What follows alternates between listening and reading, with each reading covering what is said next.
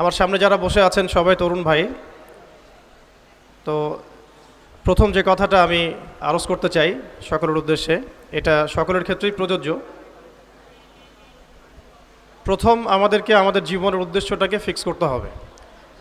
আমরা এই পৃথিবীতে কী উদ্দেশ্যে এসেছি, এই উদ্দেশ্যটাকে বোঝা এবং সেই অনুযায়ী আমল করা, এটা হলো আমাদের জীবনের প্রথম কাজ। তো উপস্থিত তারুণ্যের প্রতি আমার প্রথম আজকের নাসিহাত যে আমরা যেন আমাদের জীবনের লক্ষ্য এবং উদ্দেশ্যটাকে উপলব্ধি করতে সক্ষম হই। আল্লাহ পাক সবাইকে তৌফিক দান করে দেন। এ বিষয়ে দুটো কথা আরজ করতে চাই। একটা তো আল্লাহ পাক সূরাতুজ যারিয়াতের মধ্যে বলেছেন, বা'দা আউযু বিল্লাহি মিনাশ শাইতানির রাজীম, ওয়া মা খালাকতুল জিন্না ওয়াল ইনসা ইল্লা লিয়াবুদুন। আমি জিন জাতি এবং মানব জাতিকে শুধুমাত্র আমার ইবাদত করার জন্যই সৃষ্টি করেছি। তো এখান থেকে আমরা বুঝতে পারছি যে এই পৃথিবীতে আল্লাহ পাক আমাদেরকে পাঠিয়েছেন শুধুমাত্র তার ইবাদত করার জন্যই।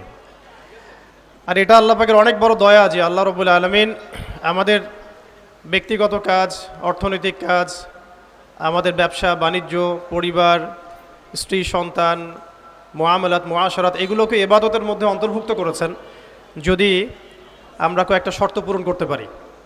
কাজগুলো যদি আল্লাহ পাকের সন্তুষ্টির জন্য হয় এবং রাসূল সাল্লাল্লাহু আলাইহি ওয়াসাল্লামের তরিকা মোতাবেক হয় এবং রিজিক যদি হালাল হয়, ইনশাআল্লাহ তাআলা স্ত্রীর মুখে অন্ন তুলে দেওয়াও নেকির কাজ বলে গণ্য হবে ইনশাআল্লাহ। তো এই পৃথিবীতে এসেছি আমরা দুটো উদ্দেশ্য নিয়ে। একটা হলো আল্লাহ রাব্বুল আলামিনের ইবাদত করা, যেমনটা আমরা বললাম, ওয়া মা খালাকতুল জিন্না ওয়াল ইনসা ইল্লা লিয়াবুদুন। আরেকটা উদ্দেশ্য আছে আমাদের পৃথিবীতে আসার, সেটা হচ্ছে আল্লাহ রাব্বুল আলামিনের জমিনে আল্লাহ পাকের দ্বীনটাকে কায়েম করা বা বাস্তবায়ন করার চেষ্টা করা। এই ব্যাপারে আল্লাহ পাক আমাদেরকে স্পষ্ট আদেশ দিয়েছেন। সূরা আল ইমরানেও বলেছেন, কুনতুম খায়রা উম্মাহ উখরিজাত লিন-নাস তা'মুরুনা বিল মা'রুফ ওয়া তানহাউনা 'আনিল মুনকার ওয়া তু'মিনুনা বিল্লাহ। ঠিক একইভাবে আল্লাহ রাব্বুল আলামিন সূরা মুহাম্মাদের মধ্যেও বলেছেন, ইন তানসুরুল্লাহা ইয়ানসুরকুম ওয়া ইউসাব্বিত আকদামাকুম। তোমরা যদি আল্লাহর দ্বীনকে সাহায্য করো, আল্লাহকে সাহায্য করো, তাহলে আল্লাহ পাকও তোমাদেরকে সাহায্য করবেন। ওয়া ইউসাব্বিত আকদামাকুম, তোমাদের পা আল্লাহ পাক শক্ত করে রাখবেন। আর ওয়া ইন তাতাওয়াল্লাউ ইয়াস্তাবদিল কওমান গায়রাকুম, আর তোমরা যদি মুখ ফিরিয়ে নাও, পৃষ্ঠ প্রদর্শন করো, তাহলে জেনে রেখো আল্লাহ পাক অন্য কওমকে তোমাদের স্থলাভিষিক্ত করবেন এবং তারা তোমাদের মতো হবে না। এই আয়াতগুলো থেকে আমরা বুঝতে পারছি যে আল্লাহ রাব্বুল আলামিনের জমিনে তার দ্বীন কায়েম করা, তার দ্বীনের সহযোগী হওয়া, দ্বীন ইকামতে দ্বীনের কাজ করা, দ্বীন প্রতিষ্ঠার জন্য কাজ করা, এইটা আমাদের পৃথিবীতে আসার অন্যতম একটা উদ্দেশ্য। তাই আমি তরুণ ভাইদেরকে হৃদয়ের অন্তঃস্থল থেকে অনুরোধ করব, জীবনের উদ্দেশ্য সম্পর্কে আমরা সচেতন হই। আমরা পৃথিবীতে শুধু খেলতামাশা করতে আসি নাই, সময় নষ্ট করতে আসি নাই, শুধু চাকরির পিছনে ছুটতে আসি নাই, ব্যবসার পিছনে ছুটতে আসি নাই। আমাদের এই পৃথিবীতে আসার একটা উদ্দেশ্য আছে, একটা মোটিভ আছে, সেটা হলো নিজে আল্লাহর ইবাদত করব এবং আল্লাহর দ্বীন এর তাবলীগ, দাওয়াত এবং জিহাদে অংশ নিব, যাতে করে আল্লাহর জমিনে আল্লাহর দ্বীন কায়েম হয়। আল্লাহ পাক আমাদের সবাইকে মকবুল কাফেলায় শামিল করেন, আমিন। দ্বিতীয় যে বিষয়টি আমি বলতে চাই সেটা হলো, এই যে মহান একটা মিশন নিয়ে আমরা পৃথিবীতে এসেছি, এটাকে বাস্তবায়ন করতে হলে আমাদেরকে ইলম অর্জন করতে হবে। ইলম অর্জন না করে যদি আমরা কোনো কাজ করতে যাই, সেখানে উপকারের জায়গায় ক্ষতি বেশি হতে পারে। এবং দ্বীনের ইলম একা একা হাসিল করা যায় না, অবশ্যই বরেণ্য এবং মুহাক্কিক উলামায়ে কেরামের সোহবত জরুরি। এই বিষয়টা আমরা অনেকে বুঝতে পারি, অনেকে পারি না। খাস করে যারা জেনারেল ব্যাকগ্রাউন্ড থেকে আমরা উঠে আসছি, অনেকে দেখা যায় দ্বীন আমরা শিখতে চাই ঠিকই, লেখাপড়াও করি, বই পুস্তক পড়ি, অনেকে আরবিও ভালো বলতে পারেন, কিন্তু উলামায়ে কেরামদের সোহবত এবং সান্নিধ্য নেই। এই বিষয়টা এতটা ক্ষতিগ্রস্ত, এতটা ক্ষতির কারণ যে নেক্সট স্রোতে মানুষ ধোঁকা খেতে পারে। এই ইলমের তো দুটো শাখা আছে, একটা দুনিয়াবি জ্ঞান, একটা দ্বীনি জ্ঞান। তো দুনিয়াবি জ্ঞানের জন্য এই বিষয়টাকে আমি শর্ত বলে মনে করছি না, কিন্তু দ্বীনি ইলম অর্জনের জন্য অবশ্যই একজন বরেণ্য মুহাক্কিক উলামায়ে কেরামের সোহবত অবশ্যই জরুরি। এবং দ্বীনি ইলমের বিষয়টা শুধু কিতাবের মধ্যেই সীমাবদ্ধ নয়। কিতাব আমাকে একটা ক্লাসিক্যাল আলেম হওয়ার পর্যায়ে পর্যন্ত নিয়ে যায় ঠিকই, কিন্তু আল্লাহকে চিনতে হলে, আল্লাহকে পেতে হলে, আল্লাহর মারেফত হাসিল করতে হলে একটা আধ্যাত্মিক জ্ঞানের প্রয়োজন আছে। এই জ্ঞানটা আপনি কিতাবের মধ্যে পাবেন না। এটাকে হাসিল করতে হলে অবশ্যই আল্লাহওয়ালা বুজুর্গ মানুষদের সোহবতে আসতে হবে। ঠিক যেমন নবী মুসা আলাইহিস সালামকে আল্লাহ রাব্বুল আলামিন বলেছিলেন, তোমার চেয়েও জ্ঞানী মানুষ পৃথিবীতে আছে। এবং সূরা কাহাফে বিস্তারিত ঘটনা আছে, এতটা বলার সময় এখানে নাই, আপনারা পড়ে নিতে পারবেন।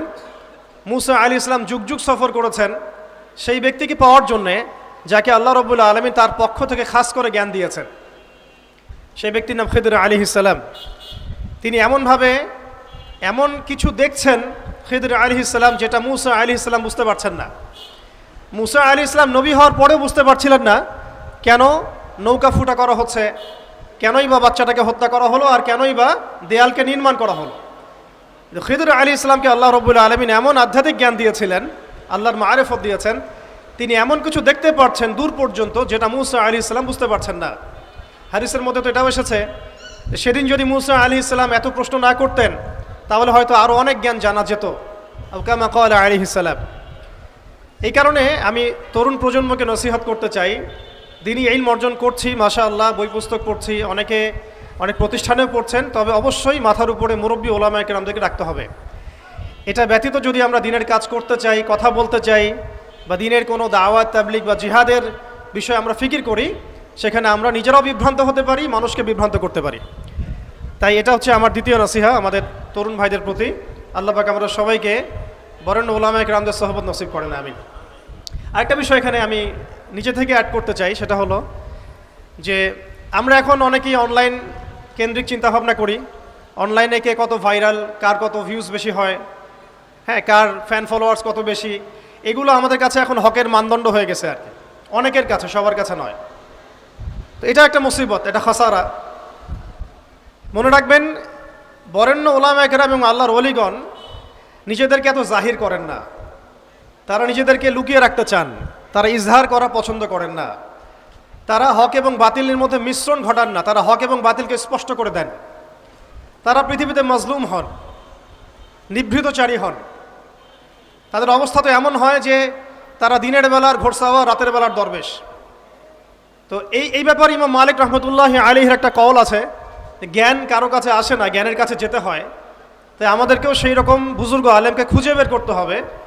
এমন নয় যে আপনার ঘর পর্যন্ত তিনি হেঁটে আসবেন, এমনটা নাও হতে পারে। তা আল্লাহ পাক আমাদের সবাইকে জ্ঞানের কাছে যাওয়ার তৌফিক দান করেন, আমিন। এরপরে আসি যে এই জীবনের উদ্দেশ্যটাকে ফিক্স করা এবং জ্ঞান অর্জনের যে এই সিলসিলা, এটা একটা লম্বা সিলসিলা। জ্ঞান অর্জনের ক্ষেত্রে তাড়াহুড়া করা যাবে না যে আমি 5 বছরের মধ্যেই আলেম হয়ে যাব, 10 বছরের মধ্যে আমি মুফতি হয়ে যাব, এইভাবে চিন্তা করা যাবে না। আমাদেরকে সারা জীবন তালেব ইলম হয়ে থাকতে হবে এবং জ্ঞান অর্জনের এই যে ক্রমবর্ধমান একটা সিলসিলা, এখানে সবরের পরিচয় দিতে হবে। এই ব্যাপারে আমি একটা কোটেশন নোট করে আনছি।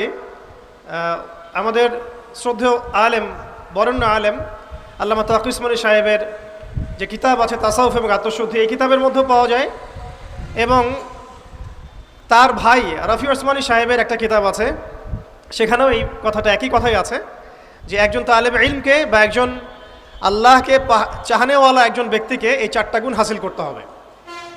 জীবনের উদ্দেশ্য ঠিক করার পরে যখন আমরা ইলম অর্জন করতে যাব, তখন এই 4টা গুণ হাসিল করার চেষ্টা করবো ইনশাআল্লাহ। আল্লাহ পাক সবাইকে তৌফিক দান করেন। প্রথম গুণটা হচ্ছে শুকর, আল্লাহ পাকের শুকর আদায় করা। এটা এত বড় একটা গুণ যাকে আল্লাহ রাব্বুল আলামিন কৃতজ্ঞতা স্বীকারকারী অন্তর দিয়েছেন, সে হচ্ছে পৃথিবীর ধনী মানুষ। চলতে ফিরতে উঠতে বসতে সবসময় আমরা আল্লাহ পাকের নিয়ামতগুলো স্মরণ করব এবং সবসময় বলতে থাকবো আলহামদুলিল্লাহ, বলতে থাকবো আলহামদুলিল্লাহ, আল্লাহুম্মা লাকাল হামদ হামদান কাসীরান তাইয়িবান মুবারাকান ফি কামা ইয়ানবাগি লিজালালি ওয়াজহিক ওয়া আযীমি সুলতানিক। আল্লাহ পাকের শুকরিয়া যে যত বেশি আদায় করবে, আল্লাহ পাক বলেছেন লা ইন শাকারতুম লা আযীদান্নাকুম, তোমরা আমার শুকরিয়া আদায় করো, আমি তোমাদের প্রতি আমার নিয়ামতকে বাড়াই দেব। ওয়া লা ইন কাফারতুম ইন্না আযাবি লাশাদীদ, তোমরা যদি আমার অকৃতজ্ঞ হও, জেনে রাখো আমার আযাব বড়ই কঠিন। তো উস্তাদগণ লিখেছেন একজন তালেবে ইলমের অবশ্যই শুকর গুজার অন্তর থাকতে হবে। আমাদের উলামায়ে কেরাম করে কথাটা বারবার বলেন যে কলবুন শাকির, শুকর গুজার, কৃতজ্ঞতা স্বীকারকারী একটা অন্তর থাকতে হবে। সবসময় চিন্তা করব আমাকে আল্লাহ কি দিয়েছেন, এইটা চিন্তা করব না আমাকে আল্লাহ কি দেন নাই। আল্লাহ পাক আমাকে সুস্থ রেখেছেন, নিরাপত্তা দিয়েছেন, আমি খাচ্ছি, পান করছি, এই যে নিয়ামত, আল্লাহ পাকের যে অগণিত নিয়ামত, এটাকে স্মরণ করা এবং সে অনুযায়ী শুকরিয়া আদায় করা। আল্লাহ পাক সবাইকে শুকরিয়া আদায় করার তৌফিক দান করেন। এই যে চারটা ওজিফার কথা বলা হচ্ছে, এটা কিন্তু থানভীর রহমতুল্লাহি আলাইহি তার যে খলিফা ডক্টর আব্দুল হাই মোহাম্মদ আরেফি রহমতুল্লাহি আলাইহি তাকে দিয়েছিলেন, তিনি তার ছাত্রদেরকে দিয়েছিলেন। এটা আপনারা তাসাউফ আত্মশুদ্ধি বইয়ের মধ্যে পাবেন। তো দ্বিতীয় এখানে যে বিষয়টা বলা হয়েছে সেটা হলো সবর করা। জ্ঞান অর্জন করতে হলেও সবর করতে হবে, আল্লাহকে পেতে হলেও সবর করতে হবে, দাওয়াত ও তাবলীগেও সফর করতে হবে, জিহাদের মাঠেও সবর করতে হবে। আমাদের ব্যক্তি জীবনে সবর থাকে, পারিবারিক জীবনে সবর, ব্যবসায় সবর, চাকরিতে সবর। যেটাই আমার মর্জির খেলাফ হচ্ছে তখনই সবর করতে হয়। আর এটা একটু কঠিন, এই কারণে আল্লাহ রাব্বুল আলামিন সবরের সাথে মাইয়াতের ঘোষণা দিয়েছেন। যে ব্যক্তি সবর করবে আল্লাহ তার সাথে থাকবেন ইনশাআল্লাহ। এই জন্য আল্লাহ পাক বলেছেন ইন্নাল্লাহা মাআস সাবিরিন, সবরকারীদের সাথে আল্লাহ পাক আছেন। এটা কঠিন, এই কারণে যখন মর্জির খেলাফ কোনো কিছু হবে তখন আমাদের আলেমগণ বলেন সবসময় পড়তে থাকা যে ইন্না লিল্লাহি ওয়া ইন্না ইলাইহি রাজিউন। এটা মাইয়াতের সাথে খাস দোয়া নয়, এটা শুধু মৃত্যুর সাথে খাস কোনো দোয়া নয়, এটা যখনই সবরের হালত আসবে তখনই পড়তে হয় ইন্না লিল্লাহি ওয়া ইন্না ইলাইহি রাজিউন। কারণ উলাইকা আলাইহিম সালাওয়াতুম মির রাব্বিহিম ওয়া রাহমা ওয়া উলাইকা হুমুল মুহতাদুন, এটা হেদায়েত পাওয়ার মাধ্যম বটে এবং তাদের সাথে আল্লাহ পাকের রহমত আছে। তো শুকরগুজার অন্তর এবং সবরকারী অন্তর আল্লাহ পাক সবাইকে নসিব করেন, আমিন। 3 নম্বরে উস্তাজগণ বলেছেন তওবা, বেশি বেশি তওবা করতে বলা হয়েছে। চলতে ফিরতে উঠতে বসতে সবসময় আমরা আস্তাগফিরুল্লাহ ওয়া আতুবু ইলাইহি পড়ার অভ্যাস করি। যে যত বেশি তওবা করবে তার হৃদয় তত পরিচ্ছন্ন হবে, গুনাহ মাফ হবে। পরিচ্ছন্ন কলবের মধ্যেই আল্লাহ পাকের নূর এবং মারিফত নাজিল হবে ইনশাআল্লাহ। অপরিচ্ছন্ন কলবের মধ্যে কিন্তু আল্লাহর নূর নাজিল হয় না। তাই উলামায়ে কেরাম বারবার অন্তত দিনে 100 বার আস্তাগফিরুল্লাহ ওয়া আতুবু ইলাইহি পড়তে বলেন। আল্লাহ পাক আমাদের সবাইকে পড়ার তৌফিক দান করেন।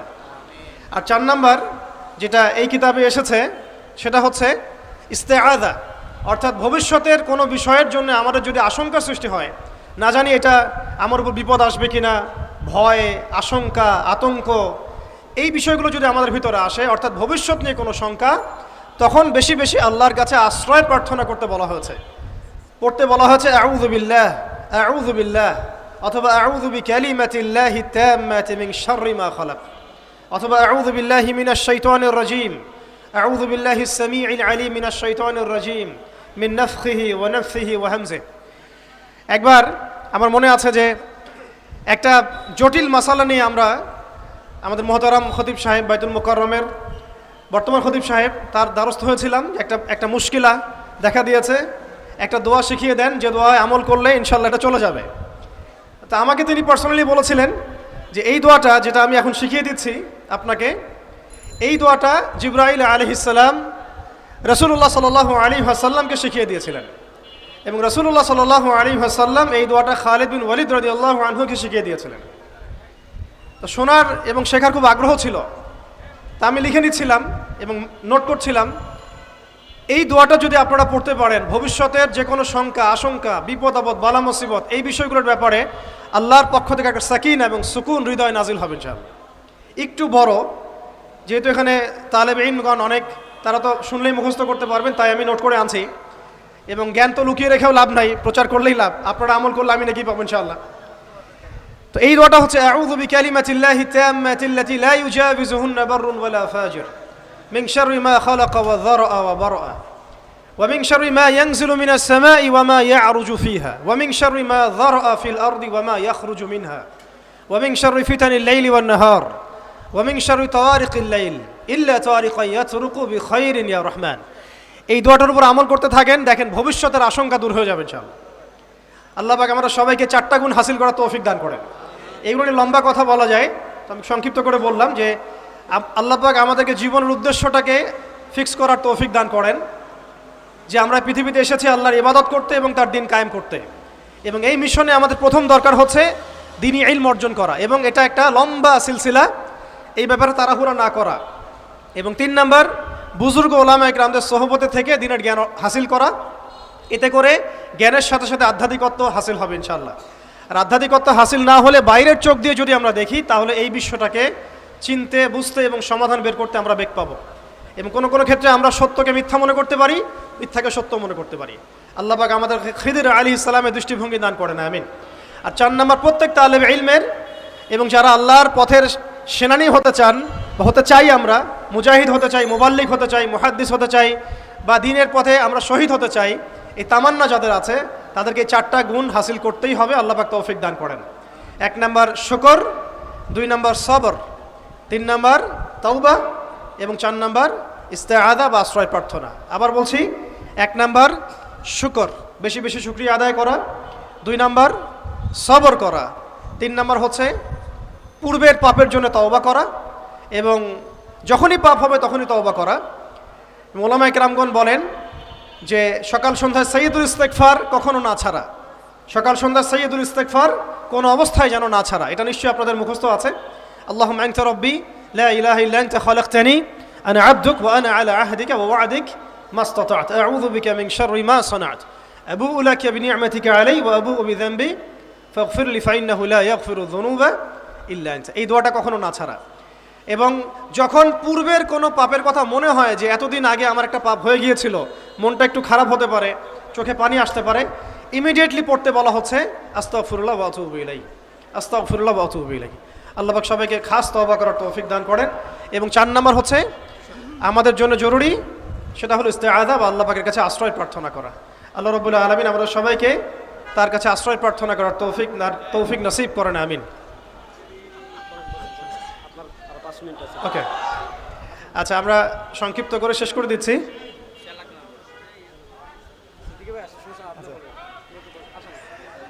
আমাদের একজন বরেণ্য ওলামায়ে কেরাম চলে আসছেন, তো আমাকে আরো ছোট ছোট করতে হচ্ছে।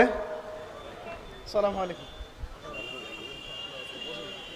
আপনি বললেন ঠিক আছে, আপনার জিম্মাদারি পালন করতেছি। আল্লাহ। তো 4টা বিষয় বলেছি আমি। 5 নাম্বারটা হচ্ছে যে চলমান যে ফিতনাগুলো আছে আমাদের সামনে, এই ফিতনাগুলোকে কাগজে কলমে আইডেন্টিফাই করা। আমি সহজ করে দিই আপনাদের জন্য। আমাদের সামনে ফিতনাগুলো কয়েকটা ক্ষেত্রে বিভক্ত। একটা হচ্ছে ব্যক্তিগত ক্ষেত্রে ফিতনা, একটা হলো আমাদের শিক্ষা ক্ষেত্রের ফিতনা, একটা হলো আমাদের অর্থনৈতিক ক্ষেত্রের ফিতনা, একটা হলো সাংস্কৃতিক ক্ষেত্রের ফিতনা, একটা পারিবারিক ক্ষেত্রে এবং একটা রাষ্ট্রীয় ক্ষেত্রে, এবং এর চেয়ে বড় পরিসরে আছে বৈশ্বিক ক্ষেত্রে কিছু ফিতনা। এই ফিতনাগুলোকে আমাদেরকে কাগজে কলমে এবং আল্লাহর নূর দিয়ে, কোরআন সুন্নাহর চোখ দিয়ে আইডেন্টিফাই করতে হবে এবং সেগুলোকে সমাধানের পথ খুঁজে বের করতে হবে। আল্লাহ পাক আমাদের সবাইকে তৌফিক দান করেন, আমিন। 6 নাম্বার হচ্ছে যে আমাদের যে গন্তব্য যে আমরা চাই আল্লাহর জমিনে দিন কায়েম হোক, এই গন্তব্যে ইস্তেকামা ধরে রাখা বা ধারাবাহিকতা বজায় রাখা। এমন যেন না হয় যে আমাদের কিছুদিনের কাজ খুব গতিসম্পন্ন হচ্ছে এবং বাকি কাজ মন্থর হচ্ছে, এমনটা যেন না হয়। সিরাতের সুন্নতে নবী সাল্লাল্লাহু আলাইহি ওয়াসাল্লাম যেভাবে দীর্ঘ 23 বছর তার দাওয়াত এবং জিহাদের মিশন চালিয়েছেন, এইভাবে আমরা যেন আমাদের এই গন্তব্যটাকে হাসিল করতে পারি এবং সবর বজায় রাখি, ইস্তেকামা ধরে রাখি, আধ্যাত্মিকতা ধরে রাখি এবং যা জানি তার উপর আমল করার চেষ্টা করি, সুন্নাহ ভিত্তিক জীবনযাপন করার চেষ্টা করি। আল্লাহ পাক সবাইকে তৌফিক দান করেন, আমিন। 7 নাম্বার দরকার হচ্ছে আমাদের হালাল রিজিক। যদি রিজিকটা আমাদের হালাল না হয়, তাহলে এই যে এত বড় বড় কথা বলছি বা এত বড় স্বপ্ন দেখছি, এগুলো কিন্তু ভাই আসলে বাস্তবায়ন করা খুব কঠিন হবে, কোনো কোনো ক্ষেত্রে হয়তো সম্ভবও হবে না। ইন্নাল্লাহা তাইয়্যিব লা ইকবালু ইল্লা তাইয়্যিব। আল্লাহ পাক পবিত্র, তিনি পবিত্র ছাড়া কিছু কবুল করেন না। আর এখন রিজিকের মধ্যে যত ফিতনা, সুদের ফিতনা আছে, ঘুষের ফিতনা, দুর্নীতির ফিতনা, কাগজের টাকার হারামের কিছু ফিতনা চলে আসছে এর ভিতরেও, ক্রিপ্টোকারেন্সির ফিতনা আসতেছে সামনে। এছাড়া আছে আমাদের মার্কেটের সিন্ডিকেট, পণ্য মজুত করা, বাপে কম দেয়া, মানে হারাম খাওয়ার যতগুলো অপশন আছে, আমার মনে হয় এই জামানায়, এই যুগে এটা সবচেয়ে বেশি উন্মুক্ত আমাদের সামনে। তো হারাম খাওয়া সহজ, হালালে চলা একটু কঠিন, তবে হালাল খাওয়াটা অসম্ভব নয়। আল্লাহ পাক সূরা তালাকের মধ্যে বলেছেন, ওয়া মান ইয়াত্তাকিল্লাহা ইয়াজআল লাহু মাখরাজা। যে ব্যক্তি আল্লাহকে ভয় করে, আল্লাহ পাক তার জন্য রাস্তা বের করে দেন। ওয়া ইয়ারযুকহু মিন হাইসু লা ইয়াহতাসিব। এবং এমন উৎস থেকে আল্লাহ পাক তাকে রিজিক দেন যা সে কখনো কল্পনাও করে নাই। আল্লাহ পাক আমরা সবাইকে হালাল খাবার তৌফিক দান করেন, আমিন। 8 নাম্বার এবং 9 নাম্বার একসাথে বলে শেষ করছি। সেটা হলো আমাদের প্রত্যেককে কমপক্ষে পার্ট টাইম দাওয়াতের কাজ করতে হবে। দাওয়াত এবং তাবলীগের কাজটা এটা এখন আমভাবে সকলের উপর বর্তিয়ে গিয়েছে। এটা ব্যাপারটা এমন নয় যে ওলামায়ে কেরামগণ দাওয়াতের কথা বলবেন, তাবলীগের কথা বলবেন, আমাদের উপর কোনো জিম্মেদারি নাই, ব্যাপারটা কিন্তু এমন নয়। আমাদের প্রত্যেককে সৎ কাজে আদেশ করতে হবে, অসৎ কাজে নিষেধ করতে হবে। এবং আপনারা তো সবাই জানেন, হুযায়ফা রাদিয়াল্লাহু আনহু থেকে যে হাদিসটা বর্ণিত হয়েছে, সহিহ মুসলিম শরীফে এসেছে, যে যদি আমরা সৎ কাজে আদেশ না করি, অসৎ কাজে নিষেধ না করি, তাহলে আল্লাহর পক্ষ থেকে বিপদ আপদ বালা মুসিবত গজব আসবে। এই সময় ওই কম দোয়া করবে, কিন্তু এই দোয়া আল্লাহর দরবারে কবুল হবে না। তাই আল্লাহ রাব্বুল আলামিন আমাদের সবাইকে সৎ কাজে আদেশ করার তৌফিক দান করেন, অসৎ কাজে নিষেধ করার তৌফিক দান করেন, হালাল খাওয়ার তৌফিক দান করেন এবং দাওয়াত ও তাবলীগের সবাইকে এই মেহনতে যুক্ত থাকার তৌফিক দান করেন। আর সর্বশেষ যে কথাটা বলতে চাই সেটা হলো, এই দিন কায়েমের যে স্বপ্ন, এই স্বপ্নে আমাদের সবার দাওয়াতের সাথে জিহাদের তামান্না থাকতে হবে, শাহাদাতের মৌতের তামান্না থাকতে হবে। আমি আবারও রিপিট করছি, এই মিশনে আমাদের সবাইকে দাওয়াত এবং তাবলীগের সাথে জিহাদের তামান্না এবং শাহাদাতের তামান্না থাকতে হবে। হাদিসে স্পষ্ট এসেছে, যে ব্যক্তি জিহাদ করে না বা জিহাদের আকাঙ্ক্ষাও করে না, যে ব্যক্তি জিহাদ করে না এবং জিহাদের আকাঙ্ক্ষাও কখনো করে না, সে ব্যক্তি যেন মুনাফিকের মৃত্যুর একটা শাখার উপর মৃত্যুবরণ করলো। আল্লাহ পাক আমাদের সবাইকে নেফাকি থেকে হেফাজত করেন, আমিন। সম্মানিত উপস্থিতি এবং আমার সামনে উপবিষ্ট তরুণ প্রজন্মের দিনী ভাইরা, এই 10টা কাজ যদি আমরা করতে পারি, আমরা আশা করি এই 10টা কাজের সমন্বয় হলে আস্তে আস্তে হলেও আমরা ইনশাআল্লাহ তাআলা অচিরেই বাংলার জমিনে পরিপূর্ণ দিন কায়েম বলতে আমরা যা বুঝি, আল্লাহর জমিনে আল্লাহর দিন প্রতিষ্ঠা এবং শরিয়া বিধান প্রতিষ্ঠা, এটা কোনো অসম্ভব বিষয় নয় এবং এটা কোনো সময় সাপেক্ষ বিষয় হবে না ইনশাআল্লাহ। আল্লাহ পাক আমরা সবাইকে 10টা কাজ করার তৌফিক দান করেন। শেষ করার আগে আমি আরেকবার রিপিট করছি, আমাদের সবাইকে আল্লাহ পাক জীবনের লক্ষ্য এবং উদ্দেশ্যকে নির্ধারণ করার, ফিক্স করার তৌফিক দান করেন। দুনিয়ার মহব্বত আমাদের হৃদয় থেকে আল্লাহ পাক দূর করে দেন, আখিরাতের মহব্বত আমাদের মধ্যে দান করেন। দ্বিতীয় বিষয় হচ্ছে, আমাদের সবাইকে এই মিশনে কাজ করার জন্যে প্রথম যেটা দরকার, জ্ঞান অর্জন করা। সেই জ্ঞান অর্জন আল্লাহ পাক সবাইকে করার তৌফিক দান করেন এবং সেই জ্ঞান অর্জন উলামায়ে কেরামদের সোহবতে করার তৌফিক দান করেন। মাথার উপরে বুজুর্গ আলেম রাখার তৌফিক দান করেন। পাশাপাশি যে 4টা খাস গুণাবলীর কথা আমি বলেছি, শুকর, সবর এবং তাওবা এবং ইস্তেআযা, এই 4টা হাসিল করার তৌফিক দান করেন। হালাল রিজিক খাওয়ার তৌফিক দেন এবং সৎ কাজে আদেশ করার, অসৎ কাজে নিষেধ করার তৌফিক দান করেন। দাওয়াত ও তাবলীগের সাথে আল্লাহর রাস্তার জিহাদ এবং শাহাদাতের তামান্না আল্লাহ পাক আমাদের সবার কলবের মধ্যে বসায় দেন, আমিন। ওয়া আখিরু দাওয়ানা আনিল হামদুলিল্লাহি রাব্বিল আলামিন। সুবহানাকা আল্লাহুম্মা বিহামদিক, আশহাদু আল্লা ইলাহা ইল্লা আনতা, আস্তাগফিরুকা ওয়া আতুবু ইলাইক। আসসালামু আলাইকুম ওয়া রাহমাতুল্লাহ। আলহামদুলিল্লাহ, অত্যন্ত গুরুত্বপূর্ণ নসিহত পেশ করেছেন সময়ের আলোচিত দায়